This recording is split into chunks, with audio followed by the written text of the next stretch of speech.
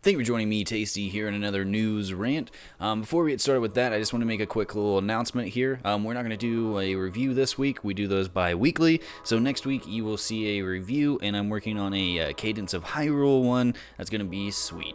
Also, I'm going to try to do my first live stream on Saturday at 6 p.m. It'll be Central Standard Time. So you do the converting for wherever you live.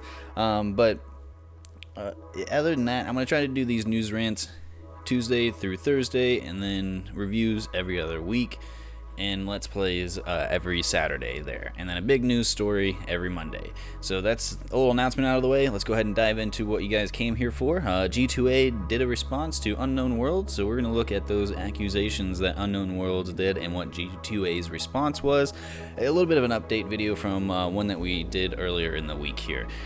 If you guys did like the video, go ahead and hit the like button, hit the subscribe button to stay up to date on everything we have here, and if you do hit the dislike button, why don't you tell me why you dislike the channel in the comments below. Also, tell me your opinion down in those comments so I know what you guys are thinking about with the news topics that we have at hand, and let's go ahead and start this rant.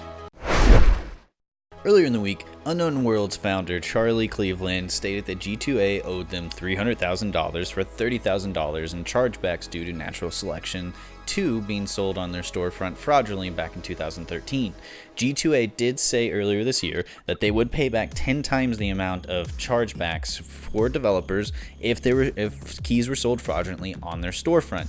WOB, it's Cube with a W, I think I'm saying that right, did take them up on this offer because they had $6,600 sold on their storefront in fraudulent keys, and chargebacks being charged back to the developer and having to pay those back out again.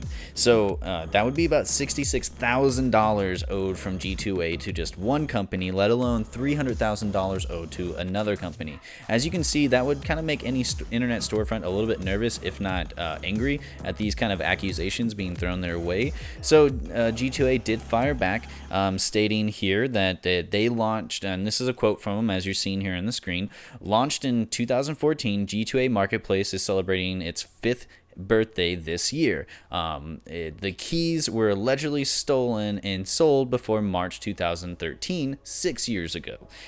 Charlie wrote, we paid $30,000 to deal with credit card chargebacks because of G2A.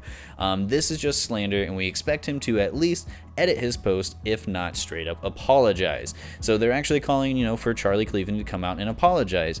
But they're having this kind of problem with other, developers and things like that on their platform. So it seems kind of weird that, they would ask other people, to kind of apologize for what they're stating there here. And not only that, it kind of gets a little bit more muddled here for us because, there's an update to this actual news article, which I'll leave that down in the description below, that G2A is still insisting that they didn't exist prior to 2014, but it did exist just under another name, Go2 Arena, which was more of a retailer than a marketplace like it is today. But using the Wayback Machine, you can actually see that G2A functions as a key reseller in June of 2013. Of course, G2A denies the credibility of the Wayback Machine, actually stating and calling it rather a fun tool, not a credible source. And it also explained that it bought the domain a few months before that, but it didn't go live until January of 2014. So, it's a little bit weird here on this part for the rant because G2A is a shady company. They do shady things. They should have already paid back WOB for their fraudulent chargebacks that happened in the $6,600 that was due to G2A, selling their keys fraudulently using fraudulent credit cards. And like I said in the other one, I'll leave that in the link as well. You guys can watch that video to kind of get a full picture of what everything that's going on. But this is just something that they're not holding up their responsibility on their end as always, because they are responsible for whether or not somebody is buying something or selling something fraudulently on your storefront or using those, a fraudulent thing. If you go to a supermarket and you hand them a counterfeit $100 bill, if you got that $100 bill from the bank that day or anything, doesn't matter. The police aren't going to come and, arrest you and let you go and just like, well, you got it from the bank. You didn't didn't make it, they're gonna come and arrest you and do certain things to make you feel like a criminal because you're doing something that was a criminal act. Whether or not you're doing it knowingly or not, it's still an act of crime. Because at least here in the United States, ignorance is not does not forebay any of the laws. If you are ignorant to something, it does not mean you don't get to get away with it. If I speed going in an area where I don't know what the speed limit is, and I get pulled over and get a speeding ticket, I can't just tell the officer, I'm sorry, I didn't know what the speed limit was. He'll say, next time pay attention to the road, here's your ticket.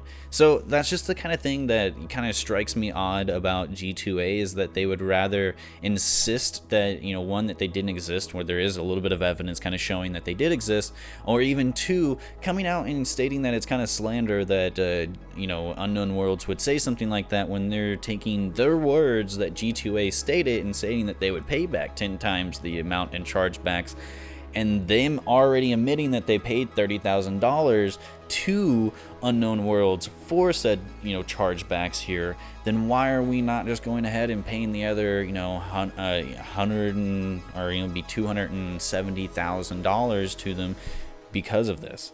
And why are we not paying the $66,000 to the people? And why is this team still auditing something that should have already gone through? I feel like it is a lot of money for keys, depending on how much the actual game is, that is a lot of money. I don't think Factora is a $60 purchase by any means, so that means there is a lot of keys to actually go through. But if you're giving it to a third-party company and it's been over a month, what are they doing with it? So I'm going to keep this one kind of short because it's more of an update than anything else. So I will go ahead and end it right there. If you guys did like the video, go ahead and hit the like button, subscribe to keep up to date. Like I said, Monday through Thursday will be news and the weekends filled for fun. Thank you for watching. My name's Tasty, and as always, I poop my pants.